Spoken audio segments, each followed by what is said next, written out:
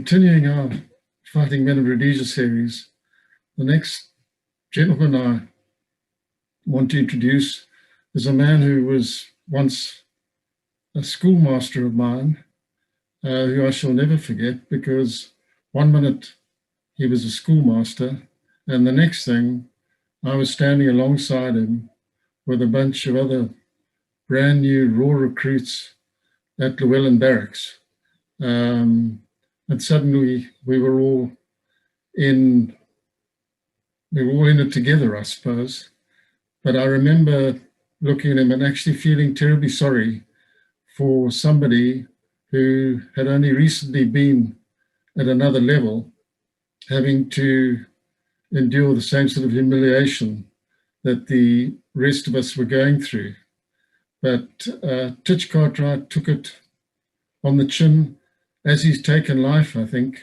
Never one to stop laughing, always able to see the lighter side of life. He was also a great rugby player who narrowly missed playing for Rhodesia, but a fearsome winger who certainly made a big impression on the Manicaland rugby community and elsewhere. But a real pleasure to reconnect with Titch. And so welcome to our series, Titch. Welcome, Titch. Titch in Potter's. Good morning, Hannes. Hello. What a pleasure to speak to you again. Yeah, nice to be in touch.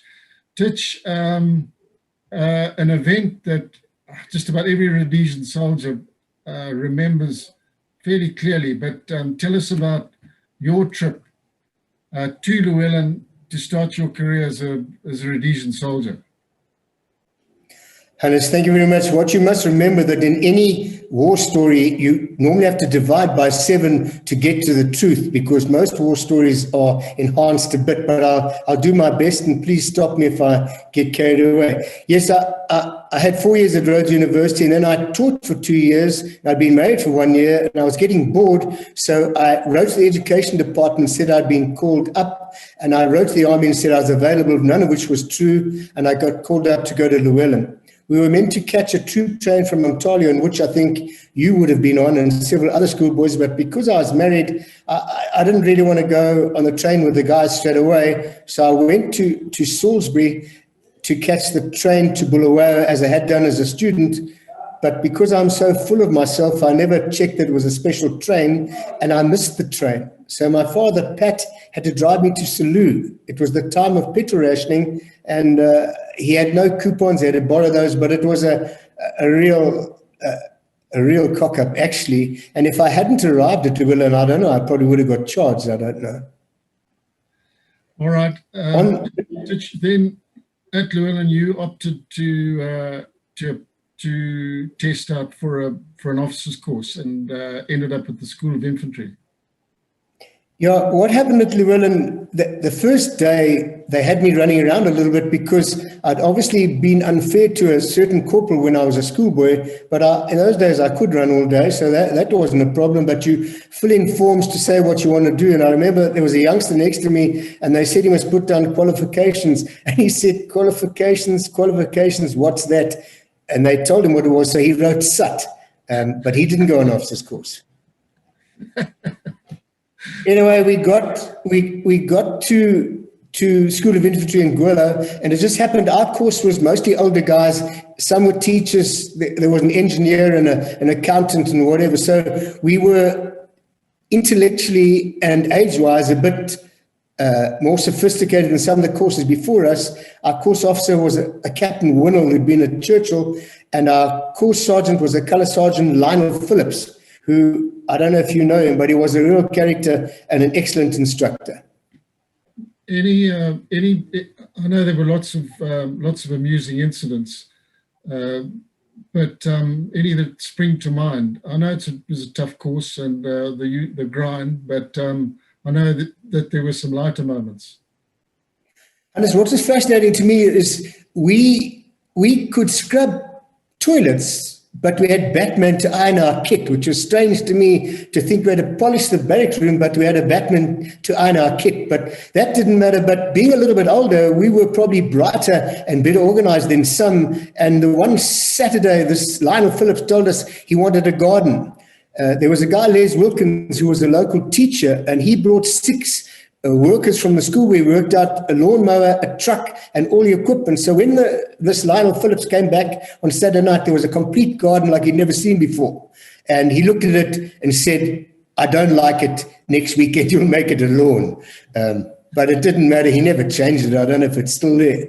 But a nice incident that sticks to me, because we were a bit older and most of us were married, we were missing having a drink, and we weren't allowed to drink, but the regular officers' course was taking place in the same area at School of Infantry, and they had a pub. So I can't remember how many of us, but most of us went to the pub and had a few snorts. And then there was a plaque on the pub there that said, if you did a trick where you lie between 3 bar stools, take the middle one and rotate it around your body a certain number of times, you can get a case of beer. So the lads decided, because I was at that stage a PT teacher and little, that I should try and break the record. I did break the record, and we did, I think it was 66 rotations with a stool from under my bum. And we went to bed feeling good. And the next morning, they obviously reported back to Colour Sergeant Phillips, and he was the moving. And he threatened us with all sorts of punishments. And then at the end, he said, no, guys, you broke the record. You make me extremely proud. It's fine. And there's another time, the same Phillips, he played rugby for the army somewhere, but there was a game, we had to play in Selukwe. So we had, I think it was our first weekend pass, and we wanted to go to our wives. My wife had to travel from Umtali to Salisbury to meet us there, and it was a long way to go. And then he said we had to play rugby, and I thought that was fine. After rugby, he said, you got to have a beer with me. I thought that was fine. And then he wouldn't give us our passes. So I said to the guys, I'm going to hit this oak, take my pass, and if they chuck me off the course, I don't mind. But anyway, what happened, this Lionel Phillips had organized us a lift from Selukwe, where we played rugby, to Salisbury. But any normal manager would have said, listen, guys, I've got a lift organized for you. Stay and have a beer with me. When the lift arrives, you can go. But in the army, they don't tell you. So I nearly had a case of assault on a colour sergeant, but I didn't hit him. Titch, you must have done all right, because you were commissioned as a national serviceman, basically, into the RLI, and I think they took the best guys out of those courses to go to the regular army. So the fact that you were sent to, I think it was support commander, was a feather in your cap. Hannes, I don't know how it works, but the course officer thought I should go to SAS, but I wasn't too keen about jumping out of planes. And I, as a schoolboy, had seen a demonstration of the RLI where they went to Randy's to show, and also they went into Joburg and moved the ducktails with their belts, and that appealed to me. So I said yes. When they asked me, they said, where'd you like to go? And I said, I think I'd like to go to the RLI. And they told me I had to go to support commander and report there on the Monday. But the Sunday, I was invited to play social hockey at Salisbury Sports Club. So I duly went to play, and in that team was a Captain Noble, a Graham Noble, and his brother Fingers. So I played hockey with a couple of other guys as well. I played hockey with them, and remember, I was a rugby player, so hockey didn't come naturally to me. But I played hockey with these army guys and had a few drinks afterwards. And lo and behold, when I went on Monday, this Graham Noble was my commander. Man, I nearly shat myself, because here I'd been friendly with him, because then I think I was 26. Yeah, I was 26. And suddenly he's my commander. So that was a bad start for me. But a little bit about your time in the commando, and I know you had a bit to do with Dave Parker. Any recollection? Yeah. Okay, so when I joined Support Commando, we went out that Monday. I think we went straight out to Jockman, Darwin. We were on Fire Force, which was the only place to be, because you sit and get fat till they call you, then the choppers drop you where the action is. You know the drill. But the very first night I got there, at Mount Darwin, the officers' mess was separate from where we camped at the airstrip. And as a one pip loot, they said to me, listen, Sierra Bravo 1, that's short balls 1, your job is to cook steaks for the king, who was Colonel Parker, and the 2IC was Boet Swart, a fantastic man as well. And they said, listen, remember, Captain Boet likes his steak like charcoal, and the king likes his steak really rare. And I'm not stupid, Hannes, so I did as I was told, and I duly went to the king and his 2IC. Pat Armstrong was the adjutant at that time. He's the one that told me what to do. I went to them, and of course they reversed how it should be. Boet Swart liked his raw, for instance, and the king liked his well done. So I got shut on. Anyway, that doesn't matter. But anyway, they fed me lots of drinks, and I never refused the drink. When I went back to my tent, they had booby-trapped it. There was a pressure switch under my bed and a trip switch at the front of the tent. So my initiation to the commander was quite a good one. Titch, I know, I know how well you were playing and how well you were doing in your rugby career. Unlucky not to play for Rhodesia, but I know you tried to pursue it when you were in the army. How did that go? I remember I played in Mashonaland under 25 with Neil Jardine as the fly half, and we played against Cardiff Club. And in those days, Cardiff Club probably produced between 5 and 10 players in the Welsh side, so it was a good side. Thereafter, Ian Mack picked me for a Rhodesian B side, and I went to the colonel to say, Colonel, I've been picked for this Rhodesian B side, and it would give me great pleasure to go and play rugby. And he said to me, Titch, do the Gooks play rugby on Saturday? I said, no, sir, they don't. And he said, well, neither do you. And so I didn't go. I love it. Titch. But Titch, a scrum half you became very friendly with was Donnie Martin, who was cousin of the great Tini Martin. That's big. Donnie was a captain in 4RR and later a major, and I was in 4RR. So we operated together and we played provincial rugby together for 7 years. And I spoke to him recently asking if I could relate one or two stories relating him, but he hasn't come back to me, so I won't do that. But he was part of the Martin trek to Malseta, which followed the Moody trek. So he had a great Rhodesian heritage, and I'm still in contact with him today. Titch, just breaking away from war stories, I have, Tini Martin was my boyhood hero. And I love asking people who was the best of the wartime Rhodesian fly-offs. And I'm just going to chuck that question in for you to deal with quickly. Okay. When I played with Tini, he was probably past his best. So in the years I played with him, he probably passed my best. But if you look back at the records and see, he played SA Gazelles, I think. And if I look at the points he scored in his playing career, he probably scored more tries than fly-offs did in those days. But as a character, Hannes, we must go into Tini. There used to be a tournament called the Black and White Tournament, and although I didn't play for Inazura, I played for Town. They used to invite people to play with them for that Black and White Tournament. And I remember playing in Gwillow the one year, and Tini, being a staunch Afrikaner, said he couldn't play on the Sunday, which pissed me off a bit, because on Sunday morning early, he was chasing someone else's wife around the hotel. So if he'd gone to bed at 12, because he's religious, I'd understand. But he was up after 12 on the Saturday night. Then he said he couldn't play the Sunday.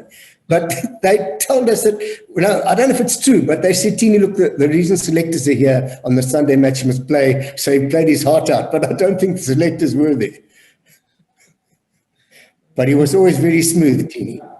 Tini was. Titch, so you're now back. You're with 4RR, the Territorial Battalion based in Abtali. Just some of the people that you worked with, and just some of the recollections from that time. Certainly, Hannes, guide me if I get carried away, because I do enjoy that time of my life. And because I was a school teacher, I could only go to the army in the school holidays. So for the first 5 years of my daughter's life, I wasn't at home for one Christmas. So when she was 5 and I saw her open a Christmas present, I really got a lump in my throat. But those call-ups, because I had to go with whoever was on a bush trip at the time, I had the pleasure of dealing with several of the company commanders until I became a company commander myself. So there are many hilarious outings that I had. I'll give you the kind of thing that happened. I remember one time a call sign was out down towards Hot Springs, and they'd been in a contact and a follow-up, so they're out of food and out of ammo. So I was sent to 2 vehicles and an escort to go and fetch them from the southern Maranki. When I got to them, they were pretty bushed, and I loaded them on the trucks, and we were on our way back to Grand Reef. I left from Grand Reef, and we were ambushed, and I was in the second vehicle, and the normal drill is you get out of the ambush area, you stop, regroup, come back, and go through the ambush site and do a follow-up or whatever. But the truck in front was just going at a snail's pace. And I remember sitting there, I could hear the RPT, that's RPD with the slow cyclic rate of fire hitting the Isuzu armor plating next to my head going tuck, tuck, tuck. And I imagined, well, the rocket is going to come any minute, then we're all toast.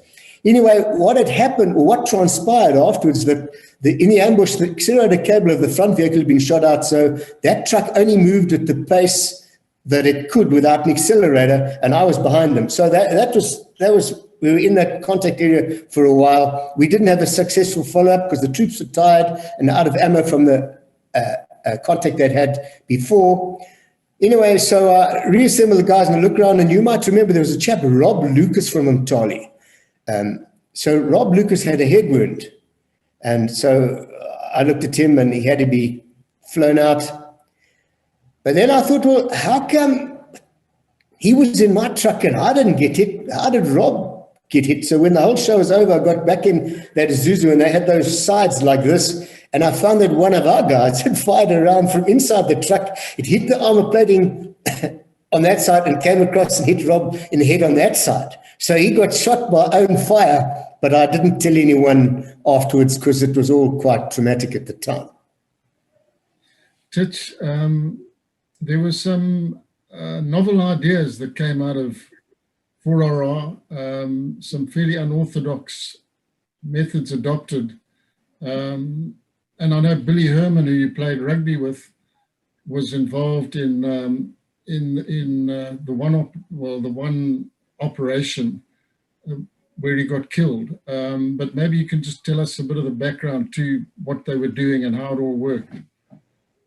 Yeah, Hannes, being in for all those guys are farmers and mechanics and engineers and electricians and whatever. And so they had the ability to set up our base camps with deep freezers and all sorts of extra things that even in the regular army we didn't have. So between the mechanics, electricians and whatever, we had a great bunch of people.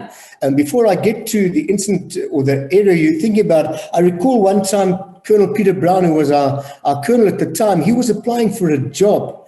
But the manager of Transo, who he was speaking to about the job, was sitting on one side of the desk, and he was a rifleman. So the guy interviewing Brown for a civilian job was calling him sir, and Brown was interviewing from that side. And to me, that can only happen in the Rhodesian Army, where the colonel's begging for a job on that side, and the guy's interviewing about the job is calling him sir. But that is great. But I think what you're relating to is a chap by the name of Frank Green. Now, I had the pleasure of operating with Frank a few times, and he was a POM that had lost one of his legs from the knee down. I think was in a motor racing accident in the UK. But he was a real character and a very brave man. And I mentioned before that we used to use him in a way, roles that we were too scared to perform because they were, as you say, unorthodox. We used to give Frank to do. And I can relate some of those, but I won't do that at the moment. But what he had is he had especially a Land Rover set up with machine guns that could pop out the roof. It was armor plated. And on the side, it had grenade launchers. And what they would do, they'd go with a bookie in front, which would pick up landmines. He'd go at the back, and he'd always get information to go to an area where he could be ambushed, and they would be ambushed. And then from there, him and his team would open the top of this But mine-proofed. the And vehicle was supposed to be something delivering beer or groceries, or it was. they went, Hannes, you're quite right. They went to great limits to make sure that that vehicle would be attractive to the gooks, I think. And they'd let it be known that they're coming, which is extremely brave, but extremely stupid. But I think with those grenade launchers out the side and their firepower from the top, they could eliminate whatever was around them, yeah. But anyway, this Billy Herman you mentioned, Billy had played rugby for Rhodesia in the days that Inizura was presenting many rugby players for the national side. There was Slubbert and all those oaks played for them. But anyway, what happened was I think Frank couldn't go one time, so Billy took over. And in one of those contacts and ambush situation, I think it was, Billy wasn't as competent as Frank was, and whether he tried to debus or fight from within a vehicle, I'm not sure. But he did. He was a captain at the time, and he did get killed in that vehicle. But I'd like to go on with Frank a little bit further, because when I left, I won't give you the background, but during the last election, I did something very silly while on call-up, and thereafter it was wise that I went to South Africa, which I did do. But to get back to Frank, I was farming for Donnie Martin outside White River, and one day Frank arrived at my farmhouse. How he found me, I don't know. But he came for a meal and had a drink with us. He was still driving an E-type Jag that he had. He used to pinch petrol from 4R to fuel that thing, but he arrived in that E-type Jag. I think it was a British Racing Green at that stage. He had a meal and a couple of drinks with us. At that stage, he was working for I don't know whether he owned it, but he's working at a sawmill in a little place called Sabi. They used to cut gum and pine trees. So Frank left and I didn't see him again. But after that, I was teaching at a school in Nelspruit called Lowfield High, and I'd been there a few years. It must have been 1983, or I met Frank in 80 on the farm. And it was 1983 or 84, round about there. I was busy teaching, and the headmaster came to see me in the gymnasium, and he said, Mr. Cartwright, there's a man from BOSS to see you in the office. Now, I didn't know what BOSS was, but it transpired it's the Bureau of State Security. And they checked on political agitators and people like that. So I was a little bit nervous, but I went in, met a young man, perfectly dressed in a suit, spoke fluent English and fluent Afrikaans, and he said, did we have somewhere more private to speak? So there was an empty office, so I went in there with him, and he said to me, did you ever have he was a Sergeant Major at that stage, a Sergeant Major Green operate under you? And I said, yes, sir, I did. And he said, well, can you tell me about the appearance of communist weapons in the Sabi area?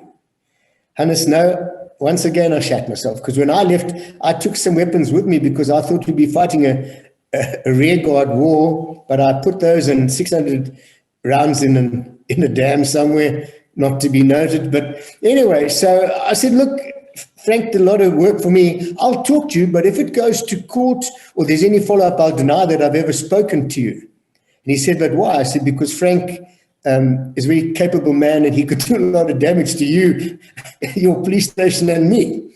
Anyway, so what happened was, he then told me the story. Someone had helped Frank at the sawmill, and so as a gift, he gave to that Afrikaans man an AK that was still in the plastic and still covered in grease. That man then died, and his wife submitted all his hunting weapons and this AK, which is still in the plastic and the grease, to the Sabi police station. The Sabi police, when they got this AK, they contacted the lady and said, where did you get it from? She said she got it from this lovely Englishman at the sawmill. And I noticed that's how it happened. How they connected me with Frank, I don't know. But anyway, he said, what should he do? And I said, sir, whatever you do, don't go and confront Frank, because you might not get away. So I advised him to contact Colonel Peter Brown, who was then farming at Burke's Luck, and he might help him. So I don't know what happened, but let me tell you where Frank got those weapons from. At some stage, someone, and I don't know whether it was the SA Army or who it was, they got Frank to go back to Rhodesia from South Africa and to Umtali, and he went and stole those weapons from the new military. I don't know how he did it, but he went on a mission, whether he took his guys or not, but he went to an armory somewhere in Umtali and took out AKs and ammo and brought them back to South Africa. Titch, yeah, an interesting guy.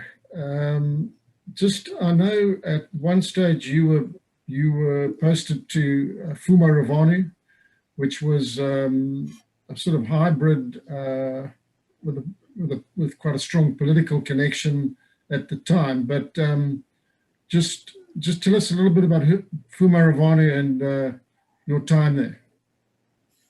And it's fascinating. I was a captain then, and Colonel Brown, because I was a teacher, I used to serve with him often at Jock Chupinga and at Jock Grand Reef as his skivvy, I suppose. And I had a lot of interesting things with him. On this case, he comes to me and says, "Titch, are we winning the war?" And I said, "Sir, we're not." So he said, "Will you be prepared to..." Now, first he said, "On your last bush trip, how many kills did you get?" I said, "I didn't have any." He said, "How many contacts?" I said, "We had 3 fleeting."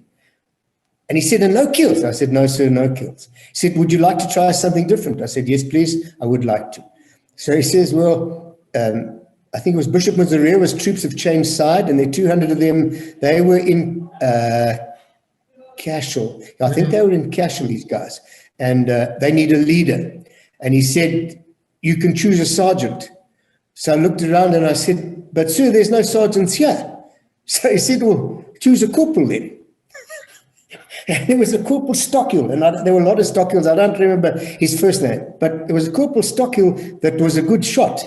So I said, "Well, I'll take Corporal Stockill." So he says, "Stockill, come here." Corporal Stockill comes up, braces up in front of Peter Brown. He opens his drawer, takes out a set of sergeant stripes, puts it on the desk and says, "You're a sergeant, go with this oak." So off I went, me and Stocks, one little corporal, to go and lead 200 raw recruits. On the first day I got to them, there were 200 of them. I met their commander.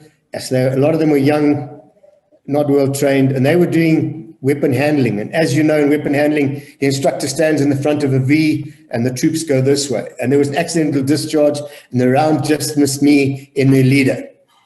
So he said to me, "Are you going to punish him or will I?" So I said, "I'll punish him." And I made him dig a hole 6 by 6, typical RLI thing, chuck a cigarette in and tell him to fill it. He did that, and then the Fumaravane commander said, "Are you finished?" I said, "Yes." They then stripped this lathi, lay him on the ground, and with 2 people on either side, they beat the shit out of him with long sticks. And then he said, "Now he's had punishment." But Hannes, that wasn't the only one. In normal training, I'd take them for a little jog in the morning. We'd jog in the one-day PT shorts, no shirts, rifles at port arms, and we're going down the hill, and one of these youngsters come to talk to me. I didn't tell him to piss off. I said, "What do you want?" He said, "Listen, when we get to the river, they're going to kill you." So I said, "That's fine, but why are you telling me that?" He said, "Well, I'm a Matabele and they're Shoshone." So I said, "About 10, 2, 3, 4, and we went back to the camp. But I don't know if they were. But anyway, Hannes, the first contact we had, we were meant to open dips in schools and do a lot of sort of hearts and minds stuff, but I was more an operational sort of a guy. And we had a contact the first night. So there's this 200 untrained oaks, same uniform, same language, same weapons as the guys we're having a contact with. At the first mortar, they all ran away. It just left Stockill and I lying there. But as you will know, they all had civilian clothing underneath. So all as there was that night in the bush all around us is 2,000 young black oaks in civilian clothing with no weapons running around. So Stocks and I just lay there until the morning, and then we moved off to a crash RV and got back from there. But how you expect us to fight a war with those oaks, I don't know. But didn't you get them trained up a bit and more effective as a fighting unit? There wasn't much time. Thankfully, my call-up ended and I had to go back and be a teacher, because I don't know how long I would have lasted there. We had no radio comms, bad kitchen, no vehicles. It wasn't the right place to be. It was a political move, actually. Titch, one more story that's going to make us laugh of your military career. Okay, there are many funny ones, but this happened in the south of Moranki. There were 2 internal affairs camps, and we used to use those as company headquarters on occasion. And I was in the northern one, and I was instructed by, I think it was the Major Cochrane, to move with a convoy of 6 vehicles to the southern one. And I duly did that. I think we had a 60mm mortar on the back of one of the trucks. But the people I had with me were competent. And we came to a dry river bed. And on the other side was a public works department vehicle with a maintenance gang that was servicing the boreholes in the area. And the guy that was in charge of it was a guy, Skulk. I can't remember his surname, but he did have a kid at Untitled Boys, so I knew him. So when he got there, I had 6 vehicles, and he was stopped there. So I put my guys into all-around defense, and I told him to cross because, I'm going to take a while to cross the Dry River bed. As he came across, he hit a landmine that had been laid for me. With the landmine, I remember he broke his right ankle, the accelerated ankle, but he had an Uzi, and with the impact of that landmine, the Uzi went off. So there were 9 more rounds firing in his cab. So I walked up to the cab to say, Scott, sorry about that, it was meant for me. And he said, get down, we're being ambushed. Meantime, Hannes, we weren't being ambushed. It was his own vehicle that went off in the cab. Anyway, we had to take him out. He had a broken ankle. We casevaced him. That was quite good. But I think at Christmas time, Kevin Barber was a major then. We called him Nuff Nuff because he had a hair lip and he spoke funnily on the radio. But he married a girl by the name of Kruger, and they found on the Odzi River. Over that Christmas holiday, they got attacked and obviously called for help. And I was sent out only with one vehicle. And in Grand Reef at the time, everyone was deployed. So the only people I could get as escorts was the cook, the guy that moved the pins on the map board, and 1 or 2 others. And off we went in the vehicle. We stopped short of the Kruger's farm on the Odzi River and walked in because sometimes they landmine the approach. Before I got to the gate, up jumps Kevin Barber in purple floral sleeping shorts with AK ribbing on his chest and his rifle, and he says, compliments of the fucking season to you. Anyway, that gave us the giggles. He's meant to be fighting for his life. He goes back to the farmhouse, and I deploy my few battle-hardened soldiers around the farmhouse in case the gooks come back. I gave them arcs of fire, and we settled down for the night. I hadn't been settled in for more than 15 minutes, and there was a double tap, tip, tip, and somebody goes, "Argh." So I had to get up to look, and I get there, and I can't remember whether the ops clerk shot the cook or the cook shot the ops clerk, but one of these oaks is lying with a hole in his leg. So I said, so what happened here? He said, sir, there were goats or sheep in that pen there, and they were looking to the right. And suddenly they started looking to the left, so I got up to investigate. With that, he walked across the arc of the fire to the guy to his left, and he got drilled. Colonel Brown was so angry, he had him driven back to Grand Reef in the back of the RL, bouncing the whole way. But there's a comical incident that could have been serious. Did you? Yes. You missed the big attack on Grand Reef. Yeah, that's the attack, the big attack on Grand Reef. And what happened? I went because I was there early in the morning. I went on a follow up, and we were lucky that there was an RLI call sign at the bottom of the airstrip, and they had mortars, I think. And they repelled the attack. If they hadn't, those oaks might have overrun the Air Force base there, because we didn't have enough defenses there. But on the follow-up, I found a colored oak that had been circumcised. I knew that because he'd had his pants blown off him. And it transpired that they were South African ANC guys that were coming back from Zambia, going back to South Africa. And they'd buried that 122mm rock. Apparently, they'd buried it the year before near the Grand Reef airstrip, and they dug it up on the return. But Titch, you weren't there because you managed to get time off or something. What? Yeah. What happened was that attack was on the 17th of December.